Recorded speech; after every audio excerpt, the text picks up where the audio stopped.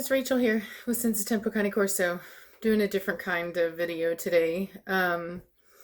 Wanting to do a response video or reaction video to the Dogumentry TV video that came out today about the puppy buying process with, I'm probably going to pronounce this wrong, Odiseo Cane Corso. There's a lot of negative comments on there, and there were people that I got that video messaged to me by over 5 different people, asking me what I thought and if I would comment on it. And I also noticed that somebody had mentioned me, and as usual, there were the typical people that were trashing me for various reasons. Firstly, I want to say that whether or not you agree with that particular, I think her name is Annie, whether or not you agree with her choices or her breeding practices or whatever, that is actually very, very common in the community. Extremely common. There are people with stricter contracts than hers. And it's one of those things that is just a reality of the community, especially with the top breeders. Like, we're talking, no, I'm not going to say top breeders. I'm going to say people that are winning in the shows the most prestigious shows, things like that. These are the kinds of people that have these kinds of rules, and they typically will only sell a dog with breeding rights to their friend. Somebody that, when they say somebody I know that's going to do something with the dog, that's what they're talking about. One of their friends that they know is already going to be showing and doing stuff like that with the dog. So, I'm not going to comment on the kind of drama that was posted on there about maybe some discrepancies and things that have happened with the breed club, and I think in particular with possibly that individual. I don't know, but there seemed to have been, there was some kind of post talking about some misleading information that had been out or something of that nature. I don't know, but like I said, that is really common in breeders. I'll give you 2 examples. I tried to buy a English Cocker Spaniel. Breeder wouldn't sell me one because at the time I had never championed a dog.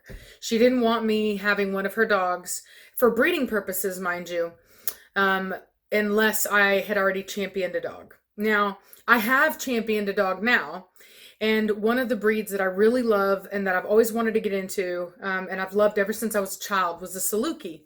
So recently I'd actually looked into getting a Saluki, and even with me having championed a dog, I still had a very hard time finding anyone that would sell me a dog.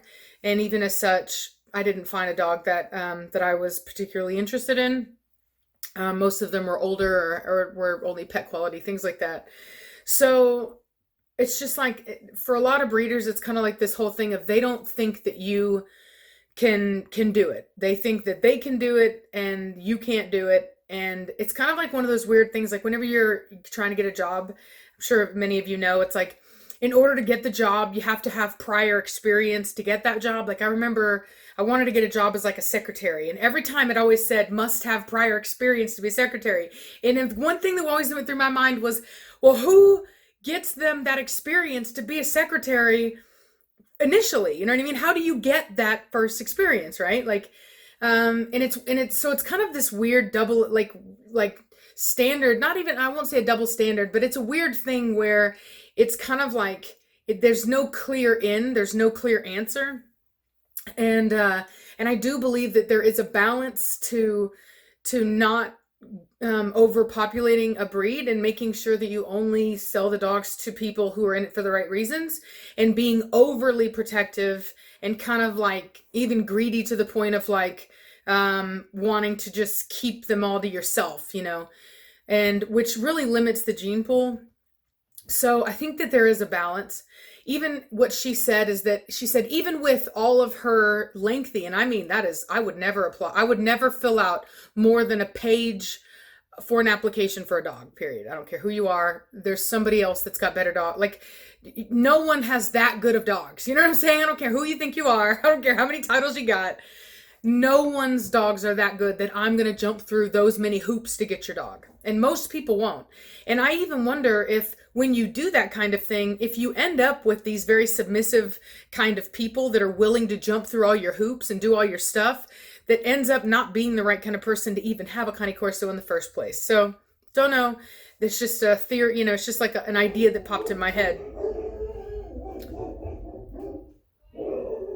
Dogs are going crazy. Quiet down! Hey! Quiet down! My neighbors are partying. So, having said that, even she said that with her lengthy application process, that even she has people that end up, that sometimes it doesn't work out, and it's like, so if you know that it's even possible, even with the lengthy thing, then why even do it, right? I have an application. I call people. I ask questions. I'm pretty good at reading people, and I try my best to pick good people. As long as you're doing the best that you can do, that's really all anyone can ask. And so, I think that her heart is in the right place. I think she's doing literally what a lot of people out there are doing. If you have a problem with what she's doing, call any of the other breeders that show up on Google whenever you search Cane Corso. Any of the top breeders, for the most part, that are on top Google, they're not going to sell you a dog with breeding rights. They're just not going to do it. Not if you're not already in the in crowd. Not if you already haven't championed a dog. And I mean, not even just one dog. Like, I guarantee you, with those kind of people, you have to kind of know them. It's just, it's politics.